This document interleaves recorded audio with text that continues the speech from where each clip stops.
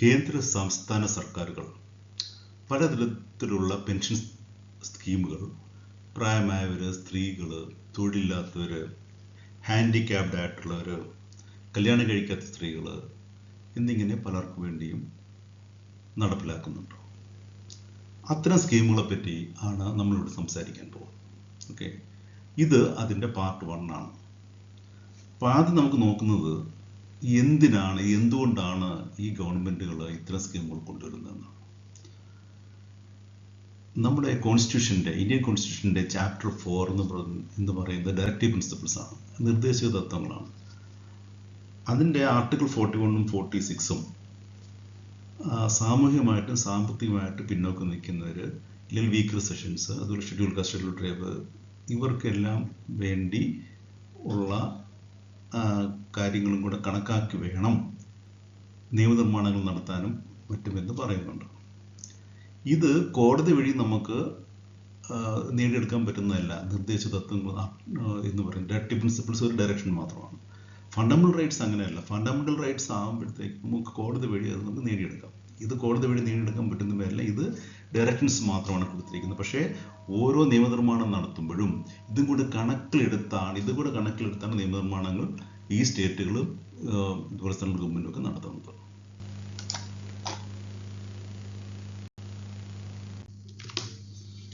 നമുക്ക് കേന്ദ്ര സർക്കാരിൻ്റെ പദ്ധതികളെ പറ്റി നോക്കാം. അപ്പം മിനിസ്ട്രി ഓഫ് റൂറൽ ഡെവലപ്മെൻറ്റ്, ഗ്രാമവികസന മന്ത്രാലയത്തിൻ്റെ താഴെ national social assistant programme NSAP എന്ന് പറഞ്ഞൊരു സ്കീമുണ്ട്. അതിന് താഴെ ഒരു 5ഓളം സബ് സ്കീമുകളുണ്ട്. അതിൽ വാർദ്ധക്യ പെൻഷൻ പദ്ധതിയും, വിധവ പെൻഷൻ പദ്ധതി, അതുപോലെ ഹാൻഡിക്യാപ്ഡിന് വേണ്ടിയുള്ള, അതായത് വൈകല്യ പെൻഷൻ പദ്ധതി, അതുപോലെ കുടുംബ ആനുകൂല്യ പദ്ധതി, അന്നപൂർണ പദ്ധതി എന്നുള്ള പദ്ധതികൾ ഇത് താഴെ വരുന്നതാണ്. ഇതിൽ ഈ ഒരു വീഡിയോയിൽ നമ്മളിവിടെ സംസാരിക്കാൻ പോകുന്നത് വാർദ്ധക്യ പെൻഷനെ പറ്റിയാണ്. ഓക്കെ, അപ്പോൾ വാർദ്ധക്യ പെൻഷൻ അതിൽ സെൻട്രൽ ഗവൺമെൻറ്റിൻ്റെ സ്കീം അനുസരിച്ച് 79 വയസ്സ് വരെ പ്രതിമാസം 200 രൂപയും അതിനുശേഷം 500 റുപ്പീസ്, അതായത് 500 രൂപയും പെൻഷൻ കിട്ടും. അതായത് സെൻട്രൽ ഗവൺമെൻറ് ഷെയറാണത്. എന്നാൽ കേരള സർക്കാർ 13/12/95 ഒരു ജിയോ പ്രകാരം ഇതിൻ്റെ പേര് മാറ്റി ദേശീയ വാർദ്ധക്യ പെൻഷൻ NOAP എന്നാക്കി. അപ്പോൾ ഇതിന് ഒരാൾക്ക് അർഹത കിട്ടണമെങ്കിൽ ഫൈനലായിട്ട് ജില്ലാ കളക്ടറുടെ അംഗീകാരം വേണം. ഫൈനലായിട്ട് ഇത് അപ്രൂവ് ചെയ്യുന്നത് ജില്ലാ കളക്ടറാണ്. അപ്പം നമ്മുടെ മൂത്ത മകൻ ഉണ്ട്, ആ മകൻ നമ്മൾ നോക്കുന്നില്ല, മാതാപിതാക്കൾ നോക്കുന്നില്ല എങ്കിലും ഈ പെൻഷൻ കിട്ടാനുള്ള അർഹത നമുക്കുണ്ട്.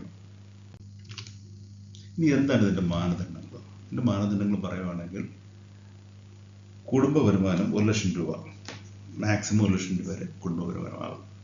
അതിൽ കൂടുതലുണ്ടായിരിക്കാൻ പാടില്ല. അതുപോലെ നിങ്ങൾ പാവപ്പെട്ട ആളായിരിക്കണം, BPL ഒക്കെ ആയിരിക്കണം. അതുപോലെ സർവീസ് പെൻഷനോ അല്ലെങ്കിൽ കുടുംബ പെൻഷനോ കിട്ടാൻ പാടില്ല. വേറെ ആരെങ്കിലും നിങ്ങളെ സംരക്ഷിക്കരുത്, അതായത് നിങ്ങൾ ആരുടെയെങ്കിലും സംരക്ഷണത്തിന് കീഴിൽ ആയിരിക്കാൻ പാടില്ല. ഇൻകം ടാക്സ് അടയ്ക്കുന്ന ആൾ നിങ്ങൾ ആയിരിക്കാൻ പാടില്ല.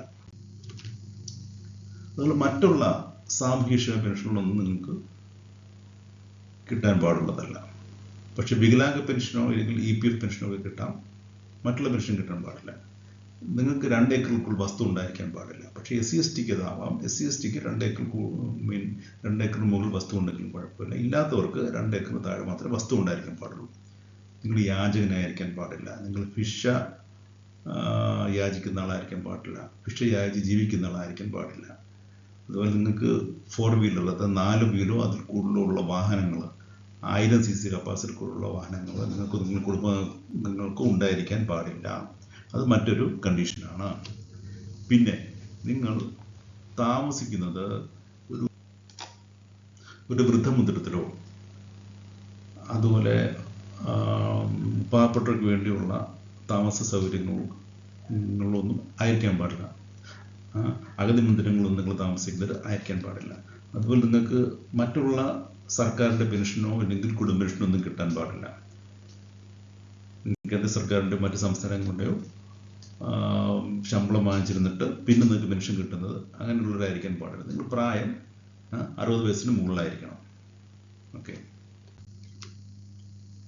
പിന്നെ കേരളത്തിൽ ഒരു 3 വർഷമെങ്കിലും സ്ഥിരമായിട്ട് താമസിക്കണം. മറ്റ് സംസ്ഥാനങ്ങളിൽ നിന്നും നിങ്ങൾ പെൻഷൻ വാങ്ങിക്കുന്നവർ ആയിരിക്കാൻ പാടില്ല. താമസിക്കുന്ന സ്ഥലം 2000 സ്ക്വയർ ഫീറ്റിന് മുകളിലായിരിക്കാൻ പാടില്ല. കോൺക്രീറ്റ് കെട്ടിടങ്ങൾ 2000 സ്ക്വയർ ഫീറ്റിന് മുകളിൽ ഉള്ള കോൺക്രീറ്റ് കെട്ടിടങ്ങളായിരിക്കരുത് നിങ്ങൾ താമസിക്കുന്നത്. അപ്പം നിങ്ങൾ ഏത് സ്ഥലത്താണ്, ഏത് പഞ്ചായത്തിലാണോ, ആ പഞ്ചായത്തിലോ മുനിസിപ്പാലിറ്റിയിലോ കോർപ്പറേഷനിലോയാണ് താമസിക്കുന്നത്, അവിടെയാണ് നിങ്ങൾ അപേക്ഷ. ഇനി എന്തൊക്കെ രേഖകളാണ് സമർപ്പിക്കേണ്ടത്? എന്തായാലും പ്രായം എന്തായാലും 60 മുകളിൽ ഉണ്ടായിരിക്കണം എന്ന് പറഞ്ഞു. അപ്പോൾ എന്തായാലും പ്രായം തെളിയിക്കുന്ന സർട്ടിഫിക്കറ്റ് വേണം. പിന്നെ നിങ്ങൾ 3 കൊല്ലത്തിൽ കൂടുതൽ ഒരിടത്ത് താമസിക്കണമെന്ന് പറഞ്ഞു. അപ്പോൾ എന്തായാലും സ്ഥിരതാമസം തെളിയിക്കുന്ന സർട്ടിഫിക്കറ്റ് ഉണ്ടായിരിക്കണം. പിന്നെ 1 ലക്ഷത്തിന് കൂടുതൽ വരുമാനം ഉണ്ടായിരിക്കരുതെന്ന് പറഞ്ഞു. അപ്പോൾ എന്തായാലും നമുക്ക് വരുമാനം തെളിയിക്കുന്ന സർട്ടിഫിക്കറ്റ് വേണം, ആധാർ കാർഡ് വേണം, ഇലക്ട്രിക് കാർഡ് വേണം, റേഷൻ കാർഡ് വേണം. ഇതൊക്കെ നമുക്ക് ആവശ്യമുണ്ട്. പിന്നെ ഒരു പാസ്ബുക്ക് ഉണ്ടായിരിക്കണം. കാര്യം പാസ്ബുക്ക് വഴിയായിരിക്കും നമുക്ക് കിട്ടുന്ന പൈസ വരുന്നത്. അതുകൊണ്ട് പാസ്ബുക്ക് ഉണ്ടായിരിക്കാം. EPF പാസ്ബുക്കോ മറ്റോ ഉണ്ടെങ്കിൽ 4000 രൂപയിൽ താഴെ EPF പെൻഷൻ വാങ്ങിക്കുന്ന ആളാണെങ്കിൽ നിങ്ങൾ EPF പാസ്ബുക്കിൻ്റെ കോപ്പി കൂടി കൊടുക്കേണ്ടതാണ്. ഇനി എന്താണ് ഇതിൻ്റെ നടപടിക്രമം, എങ്ങനെയാണ് നമ്മൾ ഇതിന് അപ്ലൈ ചെയ്യുന്നത് നോക്കാം. അപ്പം നമ്മൾ നേരത്തെ പറഞ്ഞ പോലെ എവിടെയാണോ താമസിക്കുന്നത് ആ പഞ്ചായത്തിലോ മുനിസിപ്പാലിറ്റിയിലോ കോർപ്പറേഷനിലോ വേണം കൊടുക്കാനായിട്ട്. ഓക്കെ. നമ്മൾ ആ പഞ്ചായത്തിലെ മുനിസിപ്പാലിറ്റിയിലോ കോർപ്പറേഷനിലെ സെക്രട്ടറിക്ക് വേണം ഈ നിർദ്ദിഷ്ട ഫോം ഫില്ല് ചെയ്ത് കൊടുക്കാനായിട്ട്. അപ്പോൾ അത് സംഭവിക്കുന്നത് വെച്ചാൽ പഞ്ചായത്തിലാണെങ്കിൽ വില്ലേജ് എക്സ്റ്റൻഷൻ ഓഫീസർ VEO, മുനിസിപ്പാലിറ്റിയിലോ കോർപ്പറേഷനിലോ ആണെങ്കിൽ റവന്യൂ ഇൻസ്പെക്ടർ, ഇവരിതിനെ പറ്റി അന്വേഷിച്ചിട്ട് 45 ദിവസത്തിനകത്ത് ഇതിൻ്റെ റിസൾട്ട് അല്ലെങ്കിൽ ഇതിൻ്റെ ലിസ്റ്റ് ഫൈനലാക്കി അത് കളക്ടർക്ക് സമർപ്പിക്കണം. അപ്പം ഇവർ ഈ അന്വേഷിച്ചാൽ എന്തെങ്കിലും അപാകതകളുണ്ട്, ഇല്ലെങ്കിൽ നമുക്കത് ശരിയല്ലെന്ന് തോന്നി, ഇല്ലെങ്കിൽ അവർ നമ്മുടെ ആപ്ലിക്കേഷൻ റിജക്റ്റ് ചെയ്തു, അവർ പറയുകയാണ് നമുക്ക് ഈ പെൻഷൻ നമുക്ക് കിട്ടേണ്ടതല്ല എന്ന് പറയുകയാണെങ്കിൽ നിങ്ങൾക്ക് വേണമെങ്കിൽ അപ്പീലിന് പോകാം. 30 ദിവസത്തിനുള്ളിൽ കളക്ടർക്ക് അപ്പീൽ പോകാം. വൺസ് നിങ്ങൾ അപ്രൂവ് ആയി കഴിഞ്ഞാൽ അടുത്ത മാസം തൊട്ട് ആദ്യത്തെ ആഴ്ച, മാസത്തിൻ്റെ ആദ്യത്തെ ആഴ്ച നിങ്ങൾക്ക് പെൻഷൻ കിട്ടാനുള്ള അർഹതയുണ്ട്. അപ്പോൾ അതിന് അർഹതയുണ്ടെന്ന് മാത്രമേ പറഞ്ഞുള്ളൂ. അപ്പം സർക്കാരിൻ്റെ സാമ്പത്തിക സ്ഥിതി അനുസരിച്ചായിരിക്കും നിങ്ങൾക്ക് പെൻഷൻ കിട്ടാനുള്ള സാധ്യത. അപ്പോൾ 1/4/21 തൊട്ട് കേരള സർക്കാർ കൊടുക്കുന്ന പെൻഷൻ പ്രതിമാസം 1600 രൂപയാണ് വാർദ്ധക്യ പെൻഷൻ കൊടുക്കുന്നത്. അപ്പം കേന്ദ്രം കൊടുക്കുന്നത് നമ്മൾ നേരത്തെ പറഞ്ഞു 79 വയസ്സ് വരെ 200 രൂപയും അതിനുശേഷം 500 രൂപയാണ് കൊടുക്കുന്നത്. ഇപ്പം നമ്മൾ ഈ പറഞ്ഞ പോലെ പ്രായമായവരുണ്ട്, പ്രായമായവർക്ക് പലതരം പ്രശ്നങ്ങളുണ്ട്. അപ്പോൾ പ്രായമായവരുടെ പ്രശ്നങ്ങൾ നമ്മൾ മനസ്സിലാക്കുക. എന്തുകൊണ്ടാണ് അവർക്ക് ഈ പറയുന്ന ബുദ്ധിമുട്ടുണ്ടാകുന്നത്? അവർക്ക് തൊഴിലില്ല. പ്രായമായി കഴിഞ്ഞാൽ ആർക്കും അവർക്ക് തൊഴിൽ ചെയ്യാൻ വയ്യ, ചെയ്യാനുള്ള ആരോഗ്യസ്ഥിതിയില്ല, പിന്നെ വരുമാനം കുറയുന്നു, തൊഴിൽ നഷ്ടമുണ്ട്, സാമ്പത്തികമായിട്ടുള്ള ബുദ്ധിമുട്ടുകൾ അവർക്ക് വരുന്നുണ്ട്, ശാരീരികമായ പ്രശ്നങ്ങളുണ്ട്, മെഡിക്കൽ പ്രശ്നങ്ങളുണ്ട്, പോഷകാഹാരക്കുറവുണ്ട്, താമസ സൗകര്യത്തിൻ്റെ പ്രശ്നങ്ങൾ കാണാം, അതുപോലെ മാനസികമായ പ്രശ്നങ്ങൾ, സാമൂഹികമായ പ്രശ്നങ്ങൾ, പൊരുത്തക്കേടുകൾ ഉണ്ടാവാം, മറ്റുള്ളവരുള്ള പൊരുത്തക്കേടുകൾ, പുതിയ ജനറേഷനുമായിട്ട് അവർക്ക് ചിലപ്പം അഡ്ജസ്റ്റ് ചെയ്ത് പോകാൻ കഴിയുന്നുണ്ടാവില്ല. അങ്ങനെ പല പല പ്രശ്നങ്ങൾ അവർക്കുണ്ട്. അവർക്ക് മാനസികമായിട്ട് സാമൂഹികമായിട്ട് പ്രശ്നങ്ങളുണ്ട്. അത് കൂടാതെ വയോജന പീഡനം നമ്മൾ ധാരാളം കാണുന്നുണ്ട്. വയസ്സായവരെ ഉപദ്രവിക്കുന്നതൊക്കെ ആയിട്ടുള്ള പലതരം കാര്യങ്ങൾ നമ്മൾ കാണുന്നുണ്ട്. കാര്യം വയസ്സായി കഴിഞ്ഞാൽ അവരുടെ സ്വത്ത് കൂടെ എന്തായാലും എഴുതി വാങ്ങിച്ചു കഴിഞ്ഞാൽ പിന്നെ എന്തും ചെയ്യാമെന്നുള്ള അവസ്ഥയാണ്. അപ്പോൾ അവർ മക്കളുള്ള സ്നേഹം കൊണ്ട് സ്വത്തെല്ലാം എഴുതി കൊടുക്കും. ഇല്ലെങ്കിൽ മക്കൾ വന്ന് പറയുന്നു അവർക്ക് വീട് വെക്കണം, ഇല്ലെങ്കിൽ മോളെ കെട്ടിക്കാൻ വേണ്ടി, അങ്ങനെ പല കാര്യങ്ങൾക്കായിട്ട്. എങ്ങനെ തന്നെ ആയാലും അവസാനം ഒന്നുമില്ലാത്തൊരു കണ്ടീഷനിൽ വന്ന് പെടാറുണ്ട്. അങ്ങനെയുള്ള പല പല അവസ്ഥകൾ നമ്മൾ കാണുന്നുണ്ട്, പല കേസുകൾ നമ്മൾ കാണുന്നുണ്ട്.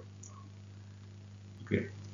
അപ്പം ഇതെല്ലാം ഉണ്ട്. ഇത്തരം പ്രശ്നങ്ങളൊക്കെ ഉണ്ട്. അവരുടെ പ്രശ്നങ്ങൾ നമ്മൾ കൂടെ മനസ്സിലാക്കുക, അവരെ സ്നേഹിക്കുക. അവർക്ക് വേണ്ടത് അവർ പറയുമ്പോൾ കേൾക്കുന്ന ഒരാൾ, അതായത് കേൾക്കാൻ വേണ്ടി എന്ത് പറഞ്ഞാലും ഒരു കേൾക്കേണ്ട ആൾ, അവരുടെ പ്രശ്നങ്ങൾ അല്ല അതിന് സൊല്യൂഷൻ വേണമെന്ന് ബന്ധമില്ല, കേട്ടാൽ മതി. പറയുന്നത് ആരും ശ്രദ്ധിക്കുന്നില്ല, അവരെ ആരും മൈൻഡ് ചെയ്യുന്നില്ല. കാര്യം അവരെ കൊണ്ട് പ്രയോജനമില്ലാത്തൊരു കണ്ടീഷൻ വന്നു കഴിഞ്ഞു. പിന്നെ അവർക്ക് പിന്നെ ബുദ്ധിമുട്ടുകൾ വന്നു, അവരെ ശുശ്രൂഷിക്കേണ്ട ആവശ്യം വരുന്നു, അവർ കൂടുതൽ ഇരിക്കേണ്ട ആവശ്യം വരുന്നു. അങ്ങനെയൊക്കെയുള്ള ആ അവസ്ഥകൾ വരുമ്പോഴത്തേക്ക് അവരെ ശ്രദ്ധിക്കാതെ വരുന്നു. അപ്പം അവരെ സ്നേഹിക്കുക, അവർക്ക് നിങ്ങളുടെ സ്നേഹമുണ്ട്, നിങ്ങൾ ഇത്ര വളർത്തി വലുതാക്കി ഇത്രയാക്കി കൊണ്ടുവന്നു. അപ്പം നമ്മൾ നെക്സ്റ്റ് വീഡിയോയിൽ സ്ത്രീകളുടെ പ്രശ്നങ്ങൾ, നമ്മൾ സ്ത്രീകൾക്ക് കിട്ടുന്ന പെൻഷനെ പറ്റിയായിരിക്കും നമ്മൾ പറയാൻ പോകുന്നത്. അപ്പം ഈ ഒരു വീഡിയോ വളരെ നിങ്ങൾക്ക് പ്രയോജനപ്രദമായി എന്നാണ് കരുതുന്നത്. കാര്യം വളരെ വ്യക്തമായിട്ട് എന്താണ് പെൻഷൻ ഉള്ളതെന്നും ആ പെൻഷൻ എത്ര രൂപ കിട്ടുമെന്നും അതിന് എങ്ങനെ നിങ്ങൾക്ക് അപ്ലൈ ചെയ്യാമെന്നും ഒക്കെ ഞാൻ അവിടെ പറഞ്ഞു. ഇത് നിങ്ങൾക്ക് അപ്ലൈ ചെയ്യുന്ന ഓൺലൈനായിട്ടും അപ്ലൈ ചെയ്യാം. സർക്കാരിൻ്റെ വെബ്സൈറ്റിൽ കയറി നിങ്ങൾക്ക് ഇത് ഓൺലൈനായിട്ട് അപ്ലൈ ചെയ്താൽ നിങ്ങളുടെ മൊബൈൽ നമ്പർ കൊടുത്തു കഴിഞ്ഞാൽ നിങ്ങൾക്ക് OTP വരും. ആധാർ നമ്പറും കൂടെ കൊടുത്ത് നിങ്ങൾക്ക് അതിനകത്ത് കയറി ഡോക്യുമെൻറ്റ്സ് അപ്ലോഡ് ചെയ്യാവുന്നതാണ്. സ്വന്തമായിട്ട് ചെയ്യാൻ അറിയാമെങ്കിൽ. അങ്ങനെ സ്വന്തമായിട്ട് അറിയില്ല എന്നുണ്ടെങ്കിൽ നിങ്ങളുടെ വീട്ടിൽ നിങ്ങളുടെ ചെറുമക്കളോ മക്കളോ ഒക്കെ കാണും, അവരെ കൊണ്ട് ചെയ്യിക്കാം. അതല്ലെങ്കിൽ അക്ഷയ കേന്ദ്രത്തിൽ പോയാൽ അവർ ചെയ്തു തരും. ഇത് അവർക്കുള്ള ഫീസ് കൊടുത്താൽ മതി, അക്ഷയ കേന്ദ്രം വഴി നിങ്ങൾക്ക് ഇത് ചെയ്യാം. ഓക്കെ, അപ്പോൾ അത് വലിയ പിന്നെ അപ്ലൈ ചെയ്യുന്ന വലിയ പ്രശ്നമുള്ള കാര്യമല്ല, നിങ്ങൾക്ക് ചെയ്യാവുന്നേ ഉള്ളൂ. അപ്പോൾ ഇതുപോലെ തന്നെ നമുക്ക് മറ്റ് പലതരത്തിലുള്ള പെൻഷൻ സ്കീമുകളുണ്ട്. ഇതെല്ലാമായിട്ട് ഓരോരോ പെൻഷൻ സ്കീമുകളും അതുപോലെ വയസ്സായവർക്ക് മറ്റുള്ള വരുമാനത്തിൻ്റെ കാര്യങ്ങളും ഒക്കെ ആയിട്ട് ഞാൻ ഇനിയും അടുത്ത വീഡിയോകൾ വരാം. നിങ്ങൾ വീഡിയോ ഇഷ്ടപ്പെട്ടെന്ന് കരുതുന്നു. ഇഷ്ടപ്പെട്ട് നിങ്ങൾ ഉടനെ തന്നെ സബ്സ്ക്രൈബ് ചെയ്യുക. ഓക്കെ, അപ്പം നിങ്ങൾക്ക് അടുത്ത വീഡിയോ വരുമ്പോൾ അപ്പം തന്നെ നിങ്ങൾക്ക് നോട്ടിഫിക്കേഷൻ കിട്ടുന്നതായിരിക്കും. അതുകൊണ്ട് അത് ഉടനെ തന്നെ സബ്സ്ക്രൈബ് ചെയ്യുക. Thank you.